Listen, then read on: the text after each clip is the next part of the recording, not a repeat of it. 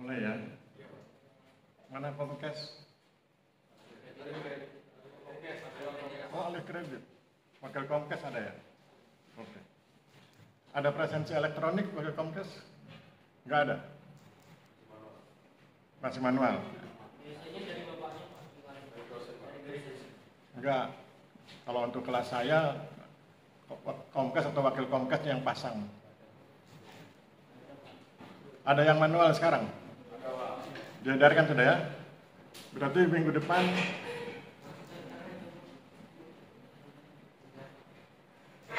yang manual diedarkan aja kalau gitu. Wakil Komkes, minggu depan Anda siapkan ya. Anda siapkan laptopnya. Kalau laptop nggak ada, pakai komputer yang ini. Tapi kalau lebih canggih pakai laptop. Kemudian nanti masukkan password saya. Kemudian passwordnya disimpan, jadi tidak rahasia gitu ya. Sekarang pakai yang manual dulu ya. Ada tuh? Ya. Oke ya. Kita mulai. Assalamualaikum warahmatullahi wabarakatuh. Salam sejahtera buat kita semua, mahasiswa sekalian. Hari ini kita usahakan untuk kuliah, meskipun Anda baru saja selesai upacara. Karena kalau kita harus ganti hari lain, jadwal saya padat, nanti kita overlap dengan kelas-kelas yang lain. Jadi kita usahakan seefektif mungkin, seefisien mungkin perkuliahan kita jam 9.10 selesai. Karena jam 9.20 saya di sini juga ngajar kelas berikutnya, kelas D kalau nggak salah. Oke, sekarang seperti yang janji saya di pertemuan pertama, pada pertemuan kedua ini akan ada 3 mahasiswa presentasi. Yang dia presentasikan adalah yang dia tulis. Jadi yang dia tulis dia presentasikan. Mahasiswa pertama akan presentasi video 1, mahasiswa kedua presentasi video 2, mahasiswa ketiga presentasi video 3. Caranya gampang, duduk di sini, dipanggil duduk, kemudian perkenalkan diri, sesudah itu bacakan naskah yang dia buat, sesudah itu saya beri kesempatan pada audiens untuk merespon, silakan responnya bagaimana, kemudian direspon balik oleh narasumber, kalau sudah oke kita applause, kemudian selesai, kalau ada yang salah saya perbaiki, sebagai dosen saya akan perbaiki, gitu ya. Dan saya berharap Anda ada yang sukarela, ada yang berkenan sukarela tampil tanpa harus ditunjuk dari sini. Kalau tidak ada yang sukarela baru saya tunjuk. Oke, video 1 siapa yang berkenan? 1 duduk dulu. Oh, ya duduk dulu. Kita daftarkan dulu. Video 1 belakang, video 1 Mas ya. Video 2, video 2. Ya. Oke, video 2. PD ya. Nasihat saya pada Anda pertama adalah mahasiswa STPN itu harus percaya diri. Benar salah itu urusan nanti. Yang penting percaya diri dulu, tampil, omong semampunya, sesudah itu serahkan pada Tuhan gitu ya. Tuhan nanti yang meluruskan ya. Nah, video 1 sudah, video 2 sudah. Video 1 laki-laki, video 2 laki-laki. Video 3, mudah-mudahan ada yang putri. Siapa putri yang berkenan video 3? Ayo. Video 3. Oke. Oke ya, kemudian yang lain tolong bersiap. Nanti kalau yang bersangkutan narasumber sedang presentasi, perhatikan baik-baik, catat poin penting menurut Anda, kemudian tanyakan hal yang penting menurut Anda. Supaya kemudian kuliah bisa berjalan. Ini saya rekam, nanti saya masukkan YouTube dan saya akan tayangkan di WA Group kita. Ya. Dan termasuk saya tayangkan di kelompok alumni Kapti Agraria. Supaya kemudian senior-senior Anda di daerah bisa tahu. Oke, kita mulai yang video 1 tadi Mas, silakan. Silakan ambil. Mudah-mudahan jam 9.10 selesai ya. Sesudah 3 orang mahasiswa presentasi, baru saya presentasi. Silakan duduk aja Mas, santai. Perkenalkan diri dari umum atau dari nanti sebut dari SMA mana ya, kabupatennya ya? SMA sama kabupaten. Ya, kabupaten, karena itu untuk penanda. Oke, silakan Mas. Baik, izin Bapak Aris, izin teman-teman sekalian. Perkenalkan, nama saya Azmar Diansyah, asal SMA 1 Molong, Kabupaten Sragen, Jawa Tengah. Sragen, aplaus buat Sragen. Sragen. Di sini saya akan mempresentasikan hasil kerja saya terkait 5 poin penting yang relevan dengan hak dan kewajiban warga negara di tiap-tiap video. Saya akan mempresentasikan pada video pertama. Nah, 5 poin penting yang saya ambil dari video pertama, dalam konteks strategi pertanahan terdiri dari berbagai pihak-pihak, yaitu pemerintah desa yang menentukan strategi pertanahan, petani sebagai pihak sasaran strategi pertanahan, kelompok tani sebagai pihak yang memperjuangkan kelompok tani, dan yang terakhir, gabungan tani yang memperjuangkan kelompok tani. Poin kedua, para petani di desa Prigelan memiliki hak penggunaan dan pemanfaatan tanah dengan cara menanam padi di sawah dan pemeliharaan ikan di kolam ikan.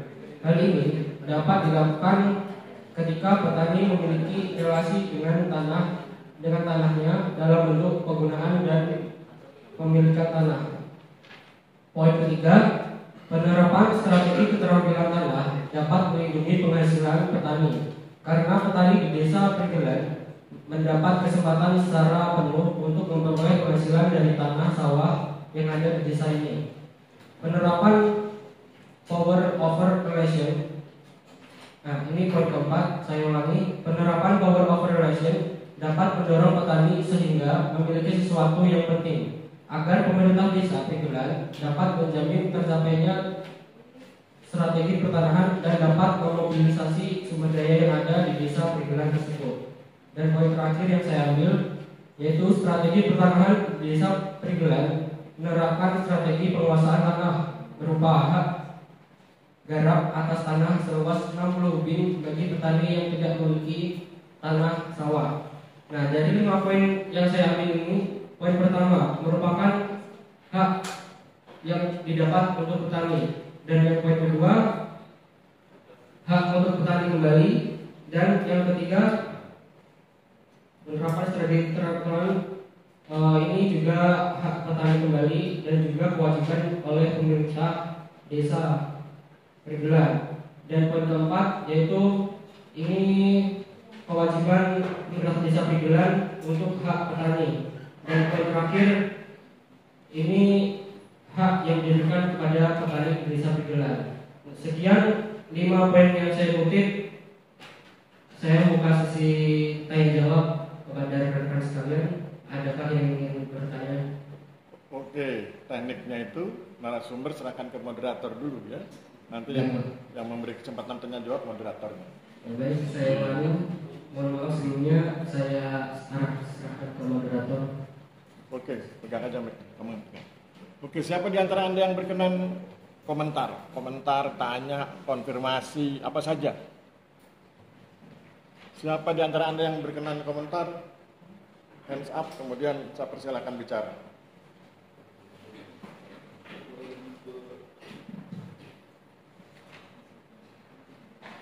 Supaya Anda lebih paham, saya sampaikan sedikit ya mengenai video 1. Video 1 itu membahas buku yang saya tulis berjudul Relasi Kuasa dalam Strategi Pertanahan di Desa Prigelan.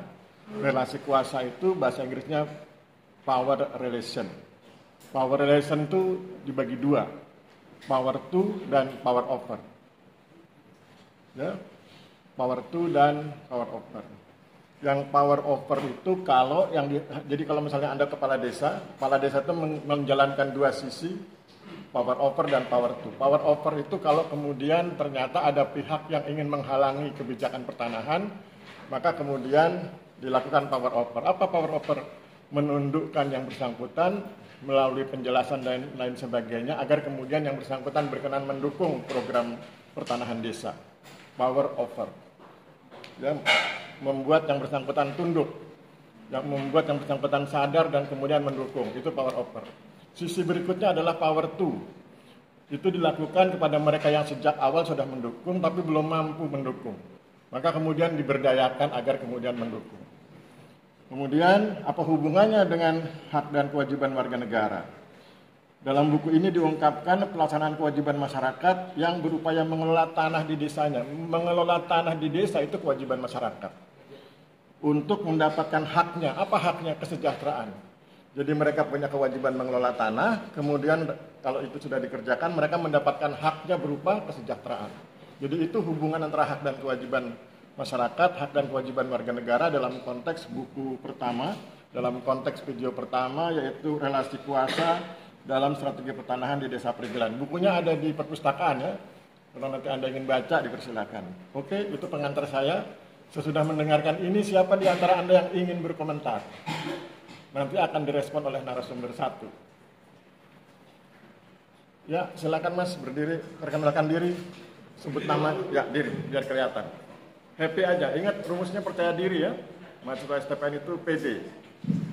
Baik, Pak, izin selamat pagi, Pak. Selamat pagi. Buat narasumber, buat Mas Azam, berkaitan tentang relasi kuasa di dalam kebijakan pertanahan khususnya di desa tadi sesuai dengan apa yang Bapak jelaskan, Pak.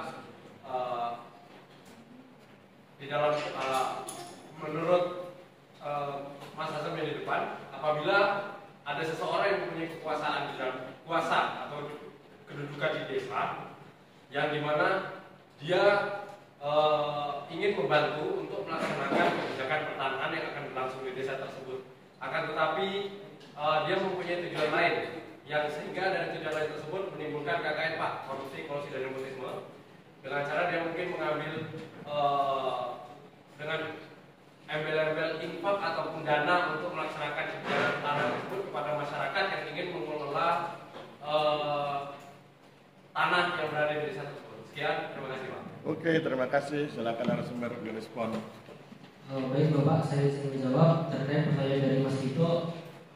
Bagaimana apabila ada seseorang yang memiliki kuasa tetapi dia ingin membantu kebijakan pertanahan di Desa Perigelan tapi dengan maksud lain sehingga dapat menunjukkan KKN. Saya akan menjawab kembali lagi ke konsep power over yang sudah dijelaskan Bapak Anies tadi, bahwa artinya power over itu apabila ada suatu pihak yang menghalangi kebijakan pertanahan, maka pihak tersebut dapat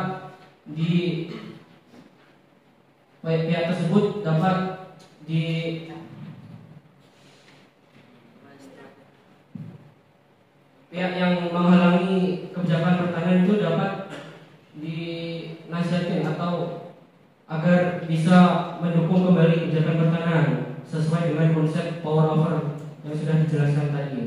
Nah, jadi apabila ada suatu pihak yang menghalangi, maka pihak tersebut dapat digandeng bersama agar kembali untuk bisa mendukung pihak kebijakan pertanahan di desa tersebut.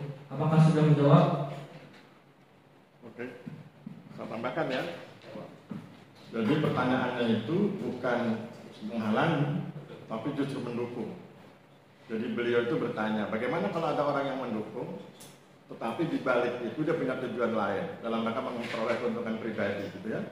Jadi yang digunakan tetap power over karena dia mendukung, tapi kemudian harus ditambahkan bahwa sebagai pemimpin, kepala desa sebagai pemimpin, nanti Anda baca jurnal internasional saya tahun 2023, bulannya sekitar Oktober, Anda cek ya di Google Scholar ada tulisan saya tentang leadership, bahwa seorang pemimpin itu wajib memiliki kepiawaian memilih dan memilah.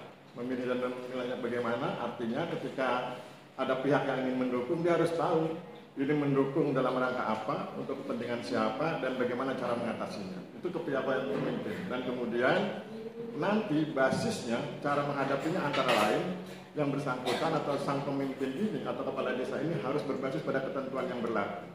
Dengan menggunakan ketentuan yang berlaku, maka dia punya filter pertama untuk mencegah orang mengambil keuntungan pribadi dalam kegiatan yang sudah direncanakan untuk kepentingan desa. Itu caranya ya. Jadi saya ulangi, sang pemimpin tentu harus menggunakan power over karena yang dihadapi adalah pendukung, tetapi untuk mencegah pengambilan keuntungan secara pribadi, maka gunakan ketentuan yang berlaku agar kemudian bisa dieliminir, dikurangi, direduksi orang-orang yang mengambil keuntungan secara pribadi, karena tujuan kegiatan itu adalah untuk kepentingan bersama. Gitu ya. Oke, saya pikir cukup untuk narasumber satu. Aplaus buat beliau. Mana aplausnya? Oke, terima kasih. Ya.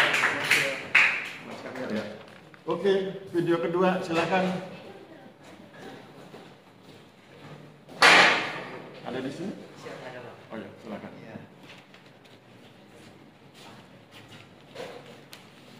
PD ya, yang narasumber satu tadi saya lihat PD, percaya diri ya. Salah-salah sedikit wajar. Kan baru semester 1. Nanti kalau sudah semester 8, Anda baru kelihatan hebat. Ketika bikin skripsi itu, Anda presentasi di depan para dosen, itu baru hebat. Sekarang berlatih dulu.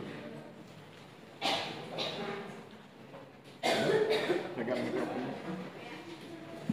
Ya, perkenalkan diri dari SMA mana? Umum ya? Umum. Dari SMA mana? Kabupaten mana? Teman-teman sekalian, ada kata-kata pepatah, pertemuan pertama, tak seindah pertemuan kedua. Di pertemuan pertama kali ini, izinkan saya memperkenalkan diri. Kenalkan nama saya Muhammad Zainal Awli Rizky, berasal dari Banten, asal SMA MA Sandi Bogor, Pak. Bogor. Oke. Baik, sebelumnya teman-teman yang saya banggakan, izinkan saya menjelaskan tentang video kedua. Ya. Baik, poin-poin yang saya ambil dari video kedua yaitu yang pertama, mencerminkan nilai-nilai positif pertanahan berupa semangat melayani. Yang kedua, kantor pertanahan Kabupaten Ponorogo selalu sedia dalam melayani masyarakat. Yang ketiga, melakukan sertifikasi massal, maka hak masyarakat terpenuhi yang dijelaskan dalam pasal 9 ayat 2 UU PH. Dengan adanya sertifikasi massal, maka para petani memperoleh kepastian hukum atas hak tanah yang dimilikinya. Poin keempat, sebagai aktor dalam pertanahan, kantor pertanahan Ponorogo melaksanakan tugas dan kewajiban sebagai pelaku aktor pertanahan dengan baik. Yang kelima, dengan tindakan tersebut akan terciptanya keharmonisan masyarakat dengan pelaku aktor pertanahan. Baik, dari kutipan tadi yang saya ringkas, yang poin-poin yang saya jelaskan tadi, poinnya itu yang pertama, pemerintah desa sebagai pihak yang menetapkan strategi.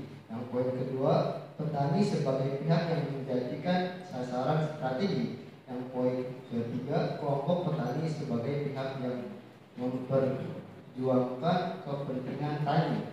Yang kelompok keempat, gabungan kelompok tani sebagai pihak yang memperjuangkan kepentingan kelompok tani.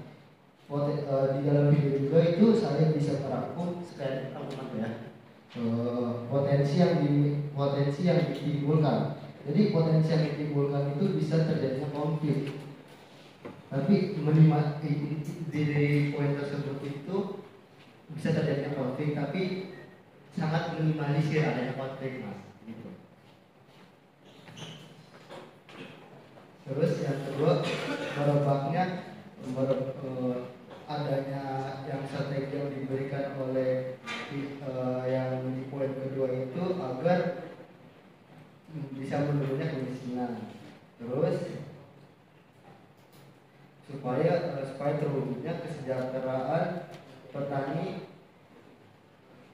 dan adanya kontribusi semua elemen desa. Yang ketiga, pertanahan yang ditetapkan agar dapat terus merespon dinamika sosial.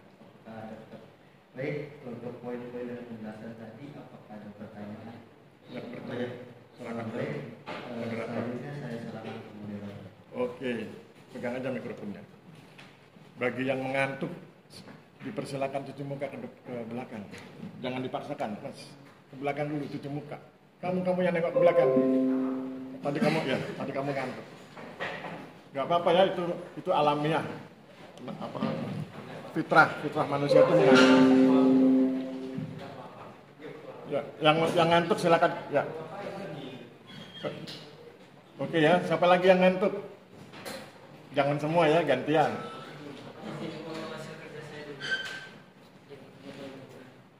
Oh, ya. Nanti aja, ini kita lagi kuliah. Saya mau nanggapin ini. Oh ya. Makasih, Pak. Mas yang pesan ya. Baik, dari mana itu?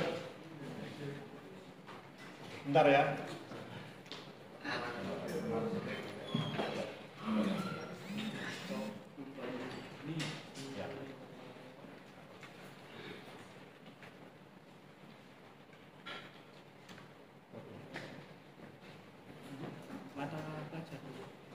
PPKN.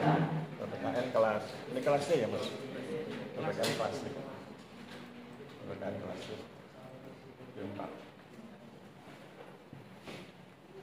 Oke, siapa di antara Anda yang berkenan merespon? Oh, yang tadi. Ya, kamu diam aja. Kamu hanya boleh bicara ketika diizinkan bicara ya. Begitu. Ya, silakan. Presentasi Mas Eko tentang video 2. Itu tadi Mas Eko menunjukkan tentang poin dan rangkuman dari video 2. Namun poin dan rangkuman tersebut tidak berasal dari video 2. Ada dari video 1 yang saya sebutkan tentang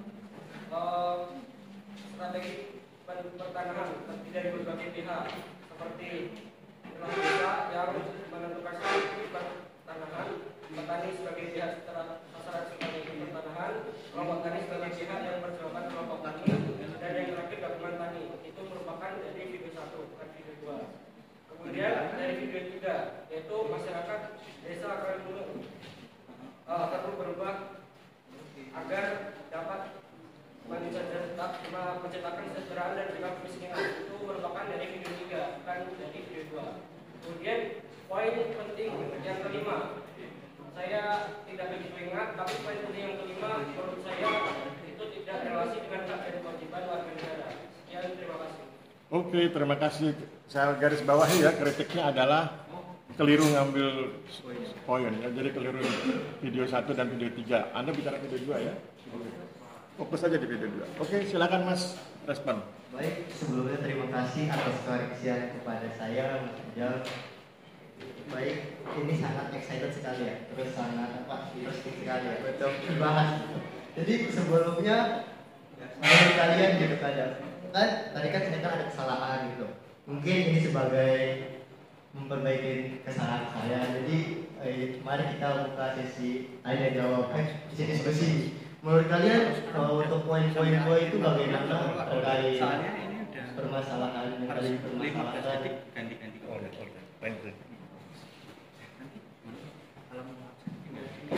iya. Apakah ada tambahan ataupun ada argumentasi untuk memperbenarkan argumen saya untuk poin yang kedua? Oke, sekarang coba diulang Mas. Jadi kira-kira bentar, enggak kamu bukan kamu ini narasumber. Diulang poin apa yang paling penting dari video 2 ya. Sambil yang lain presensi. Atau kamu presensi dulu? Nah, presensi dulu aja. Nanti kembali lagi ke sini. Ya, silakan presensi ya, 5 menit. Mudah-mudahan HP-nya bagus. Amin.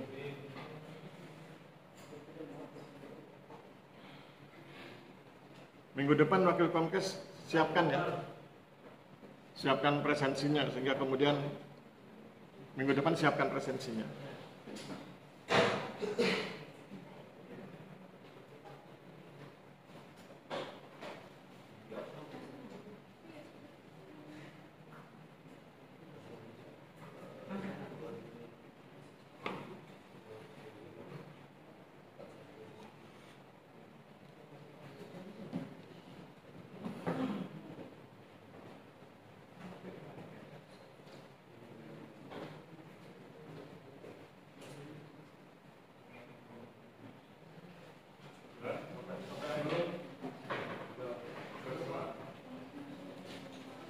Oke, kita lanjutkan.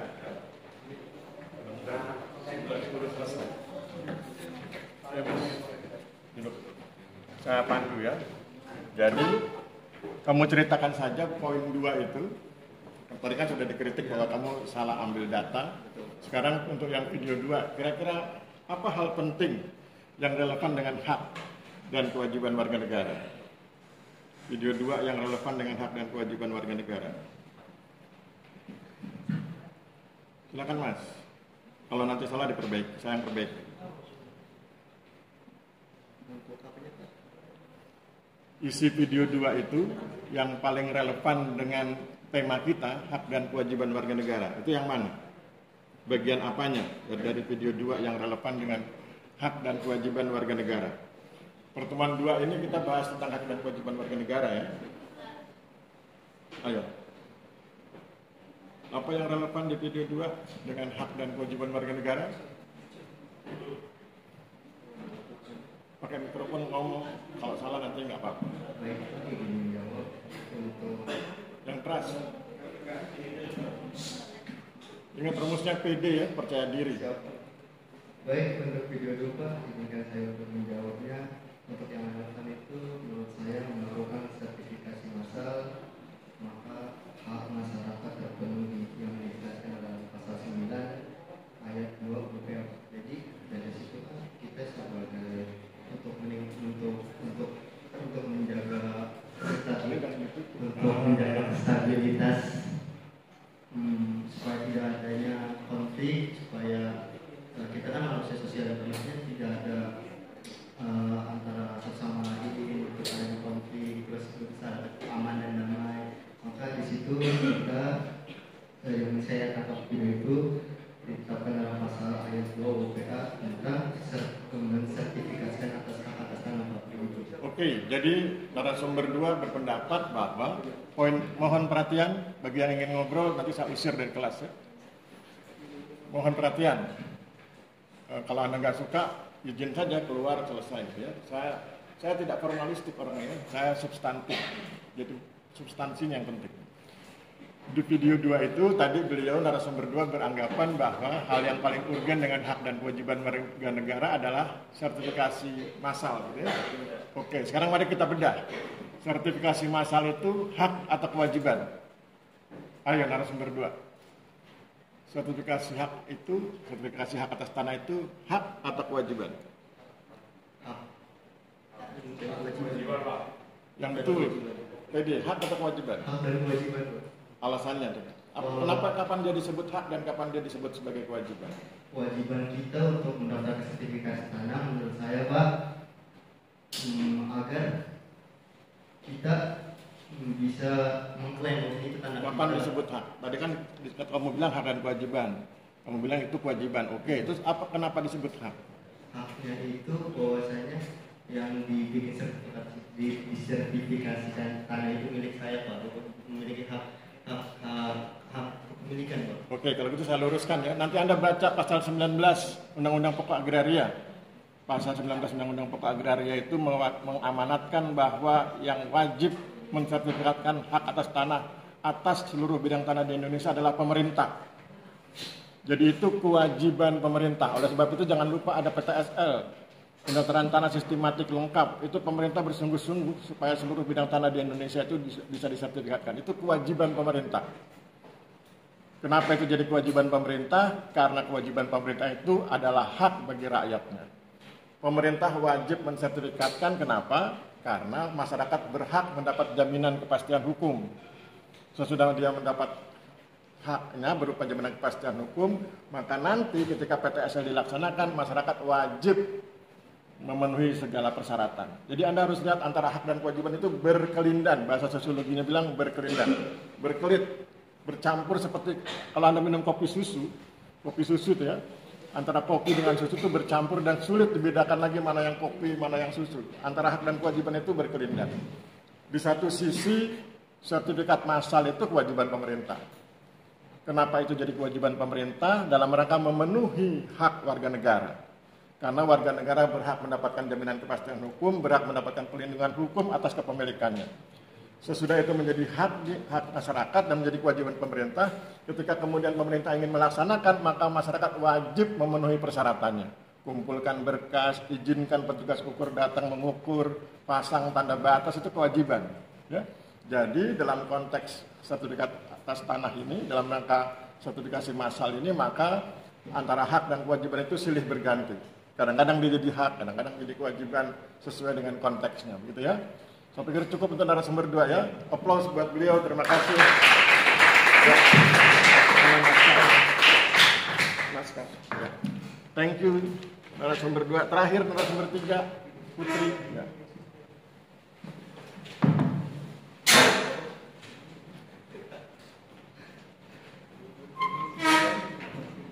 Ya, silakan.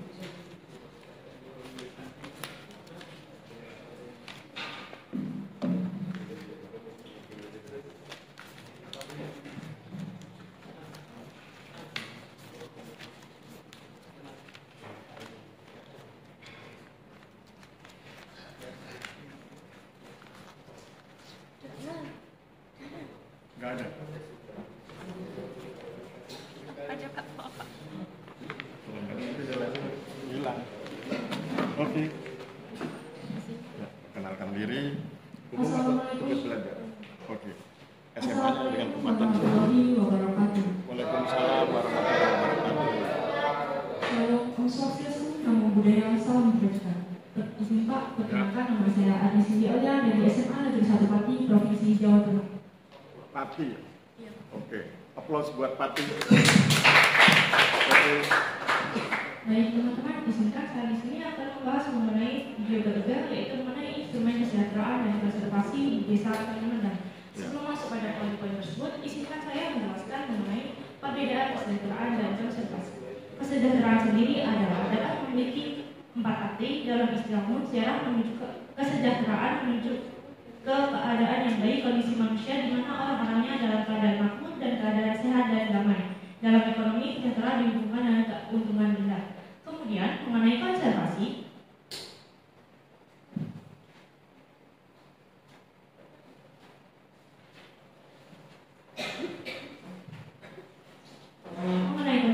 yaitu adalah filsafat moral dan gerakan konservasi yang berfokus pada perlindungan spesies, jadi kepunahan, pemeliharaan dan pemulihan habitat, peningkatan desa ekosistem, dan perlindungan keanekaragaman hayati.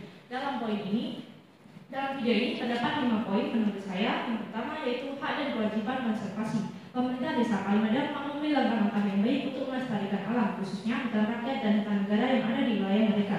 Masyarakat desa telah aktif terlibat dalam kegiatan konservasi seperti yang disebutkan di dalam video, yaitu menanam bibit akasia di atas tanah mereka, yang mencerminkan hak dan kewajiban mereka untuk menjaga kelestarian alam. Di sini perbedaan hutan negara dan hutan rakyat menurut saya, jika hutan rakyat itu adalah penanaman atau pembibitan yang berada di atas tanah hak milik masyarakat sendiri atau privat ataupun milik swasta. Kemudian hutan negara yaitu di mana hutan tanah tersebut berada di kawasan milik negara. Kemudian pada poin kedua, kesejahteraan ekonomi. Pemerintah Desa Kalimantan berusaha meningkatkan kesejahteraan ekonomi masyarakatnya dengan cara legalisasi penguasaan tanah, peningkatan pendapatan masyarakat, dan melibatkan asosiasi pemilik hutan rakyat.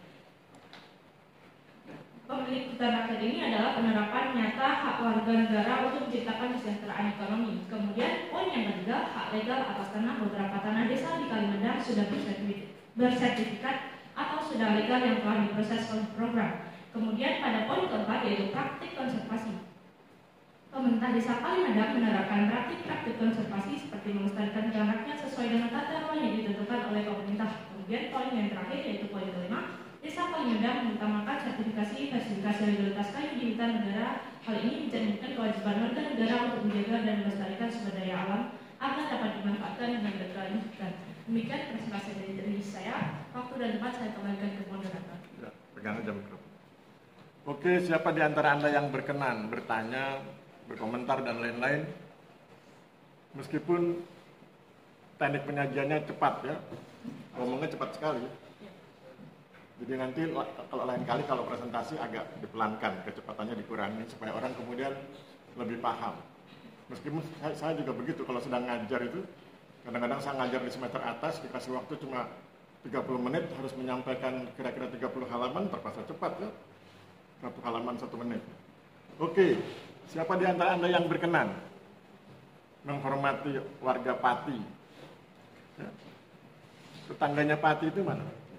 Pati itu ada dengan Kudus, Blora, Lembang, sama... Orang Kudus mana di sini orang Kudus? Ada nggak Kudus? Tidak ada. Ya, ada. Blora? Ada. Nah, Blora. Mana? Ya, diri Mas. Blora. Tetangga desa tuh? Ya. Di Blora sendiri itu terkena kawasan hutannya. Oh ya, silakan Mas. Blora kan ada hutan juga kan? Ya silakan. Cerita dari Blora mana kamu? SMA-mu mana? SMA Blora, Pak. Oke, keren itu ya. Ya. Silakan komentar. Menambahkan boleh, mengurangi. Ya. Oh, bertanya Pak. Bertanya boleh. Ya, kepada Mas Yudi saya mau bertanya. Poin yang saya tulis dari video ketiga ini adalah APHR. Nah, APHR itu Apa? Ya gitu aja, apa selesai.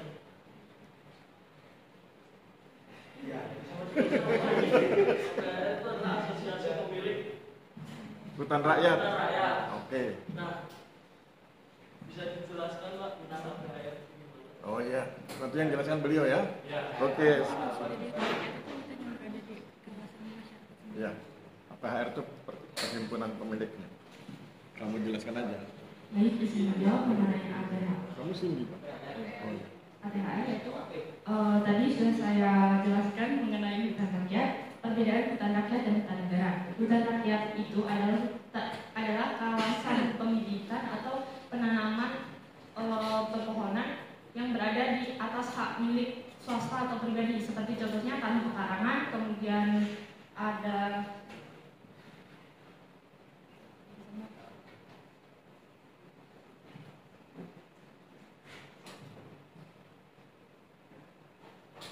Tidak cuma pekarangan, tegalan juga boleh, Iya, Pak. kebun juga boleh, yang penting milik pribadi. yang berada di kebun campuran, misal kita menanam di tanah pertanahan yang milik kita, misal lahannya kosong kemudian kita tanami jati, yaitu kayu jati ataupun kayu yang lainnya, itu termasuk hak dan kewajiban kita sebagai warga negara untuk menciptakan atau melestarikan kawasan hutan kita sendiri, yaitu seperti hutan rakyat. Menurut saya seperti itu. Oke, selesai. Oke ya, saya tambahkan yang dari Blora ya. Di Blora ada hutan ya, tapi di sana nggak ada asosiasi pemilik hutan rakyat. Ada? Dikelola oleh Koperasi. Oh, perhutani. Oke. Jadi saya ingin tunjukkan pada Anda perbedaan antara tanah yang dikuasai oleh perhutani dengan tanah yang dikuasai oleh masyarakat. Kalau di Blora itu dikuasai perhutani. Itu artinya tanah negara. Pemerintah atau negara yang mengelola itu. Kalau yang di Kalimendong ini tanah masyarakat. Jadi masyarakat itu punya tanah ditanami albasia dan itu kemudian dianggap sebagai hutan. Makanya kemudian disebut sebagai tanah hutan rakyat. Jadi hutan yang dibangun di atas tanah milik masyarakat. Saya ingin ceritakan bagaimana ceritanya, bahwa itu dibangun dalam periode 40 tahun. Jadi untuk merubah kawasan Kalimendong seperti saat ini itu butuh waktu 40 tahun, dan itu bergiliran setiap kepala desa saling melanjutkan. Pada awalnya wilayah itu relatif tandus, sementara itu topografinya berlereng curam, sehingga kemudian berpotensi longsor. Kemudian langkah pertama yang dilakukan oleh kepala desa adalah mendorong masyarakatnya untuk menanami kawasan itu dengan tanaman keras, yaitu albasia. Kemudian albasia ini baru bisa dipanen selama 8 tahun. Oleh sebab itu kemudian pemerintah desa bekerjasama dengan Kementerian Kehutanan memperoleh fasilitas kredit tunda tebang. Jadi kalau ada pemilik tanah butuh uang mendadak, anaknya sekolah atau anaknya sakit atau siapapun, maka kemudian dia bisa mengambil kredit tunda tebang yang jaminannya adalah pohon albasia. Sesudah 8 tahun dipanen, nanti baru kemudian dibayarkan kreditnya. Itu namanya kredit tunda tebang. Kemudian yang berikutnya yang dilakukan oleh pemerintah desa adalah mengubah perilaku masyarakat. Awalnya masyarakat desa Kalimendong itu boros. Mereka kalau bikin pesta itu besar-besaran, sementara pendapatannya tidak besar. Jadi kemudian kan semakin miskin. Itu yang pertama. Yang kedua, mereka tidak menghargai pendidikan, sehingga pada awalnya masyarakat itu level pendidikannya masih di bawah SD. Jadi tidak tamat SD. Nah kemudian para kepala desa berjuang, pelan-pelan dididik, disadarkan. Pertama diajarkan cara hidup berhemat, sesudah hidup berhemat diajarkan cara hidup menghormati pendidikan, sehingga sekarang pendidikannya sudah sampai S1 ya. Jadi itu butuh waktu 40 tahun untuk merubah itu. Oleh sebab itu kemudian kawasan tanah hutan rakyat itu dianggap sebagai instrumen kesejahteraan, karena dari situ mereka bisa sejahtera. Di sela-sela pohon albasia ditanami salak, dan kemudian salaknya itu bisa dikelola, dibikin segala macam, ada makanan ringan, buah dan lain sebagainya. Ya, jadi itu disebut sebagai instrumen kesejahteraan karena bisa mensejahterakan, dan instrumen konservasi, instrumen untuk melindungi alam agar kemudian tidak longsor. Saya pikir demikian ya. Aplaus buat narasumber 3. Terima kasih buat Pati dan Blora ya. Oke, sekarang giliran saya presentasi. Kalau nanti ada yang ingin bertanya, interupsi ya, hands up kemudian bicara. Anda lihat, pertama Anda lihat yang saya bagikan di WA Group itu, yang saya kasih judul Hak dan Kewajiban Warga Negara. Itu saya posting hari Minggu kalau nggak salah ya. Anda sudah lihat itu tulisan di WA Group, Hak dan Kewajiban Warga Negara. Saya ingin menggarisbawahi hak itu apa saja, kewajiban itu apa saja. Hak itu yang pertama adalah hak asasi manusia, dan Anda harus tahu bahwa hak asasi manusia sudah ada undang-undangnya, tetapi hak asasi manusia Anda sebagai pribadi itu akan dibatasi oleh hak asasi manusia orang lain. Contoh, kalau Anda tinggal di asrama misalnya, atau di tempat kos, satu kamar 2 orang, maka misalnya si A dan si B, itu mereka saling dibatasi hak asasinya. Contoh, bila yang si A sedang tidur, yang si B nggak boleh setel musik keras-keras, atau sebaliknya. Artinya hak asasi manusia seseorang akan dibatasi oleh hak asasi manusia orang lain. Kemudian ada hak politik, ya. Anda bisa baca sendiri bagaimana hak politik itu mencakup hak untuk berpartisipasi dalam proses politik. 2024 itu bagian dari pelaksanaan hak politik. Ada hak sosial ekonomi, yaitu hak untuk hidup sejahtera. Kemudian ada hak hukum, bahwa setiap kita itu setara dalam hukum dan pemerintahan. Jadi kalau kita masuk pengadilan, kita setara, ya. Kemudian bicara tentang kewajiban, kewajiban itu ada, saya cuma cantumkan 2. Yang pertama, wajib memiliki tanggung jawab terhadap negara, tapi kemudian di sini nanti termasuk mentaati hukum, ya. Wajib memiliki tanggung jawab terhadap negara. Kemudian yang kedua, wajib berpartisipasi dalam proses demokrasi. Kemudian sesudah itu kita coba hubungkan dengan 3 video itu, ya. Di video pertama yang bicara tentang relasi kuasa, dalam buku ini diungkapkan pelaksanaan kewajiban masyarakat yang berupaya mengelola tanah di desanya untuk mendapatkan haknya berupa kesejahteraan. Kemudian di buku yang kedua, saya tulis bahwa untuk mempromosikan pendaftaran tanah, ya, dalam buku ini diungkapkan pelaksanaan kewajiban kepala dan staf kantor pertanahan Kabupaten Ponorogo. Kewajiban kepala dan staf kantor artinya kewajiban pemerintah untuk mempromosikan pendaftaran tanah di wilayah kerjanya agar masyarakat memperoleh haknya sebagai warga negara berupa jaminan kepastian hukum atas bidang tanahnya.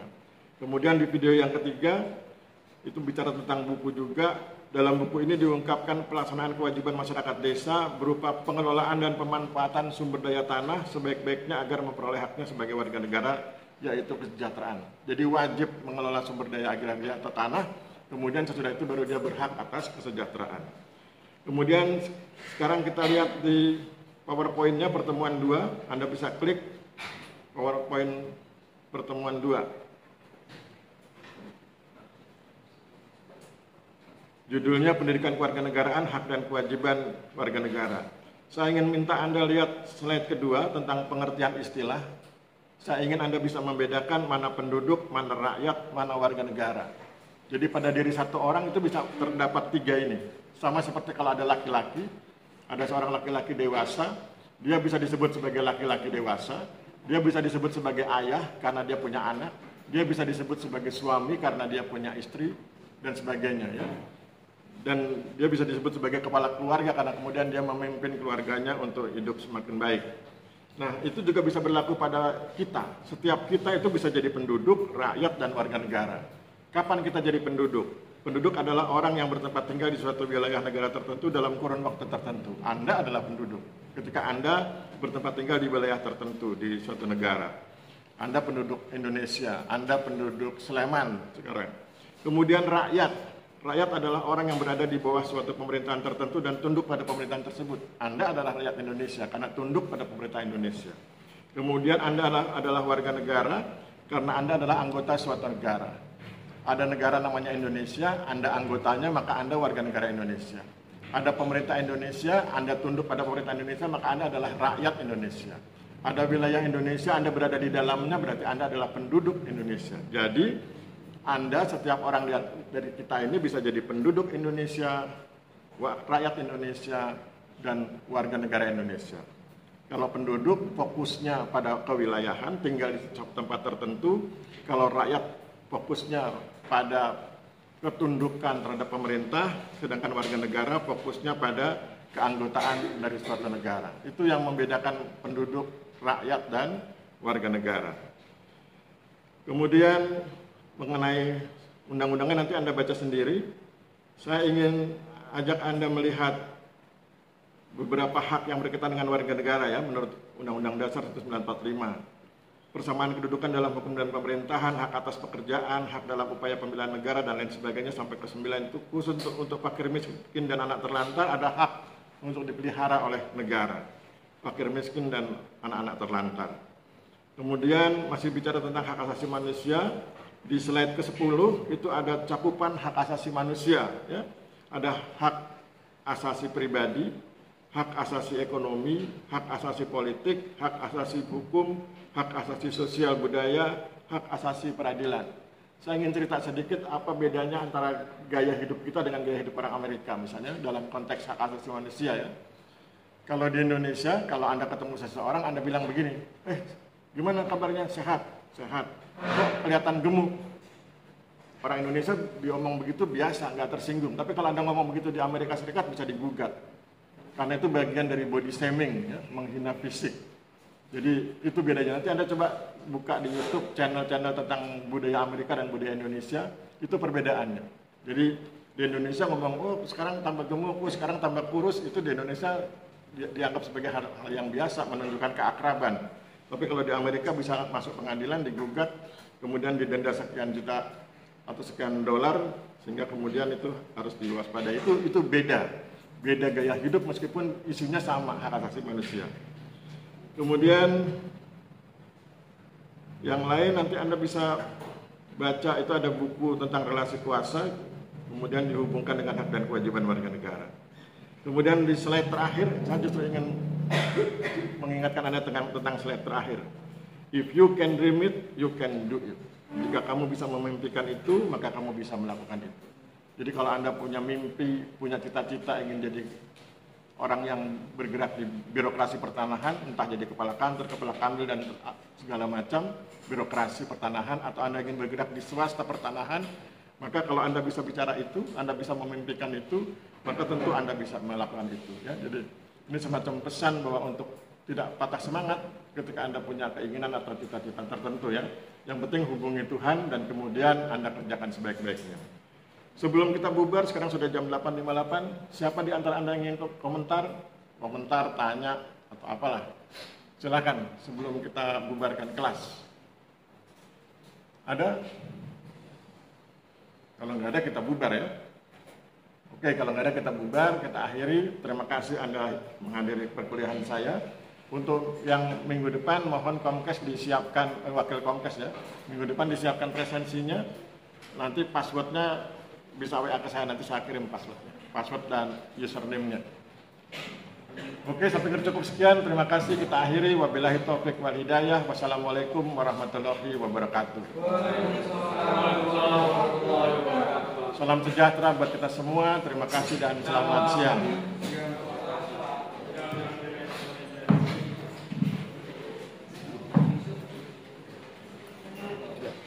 Terima kasih, Mbak.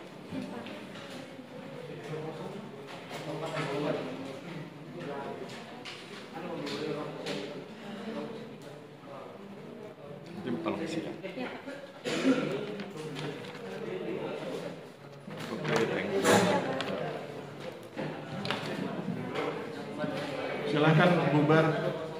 Silakan bubar karena saya masih menunggu kelas berikutnya. Saya ngajar di sini juga.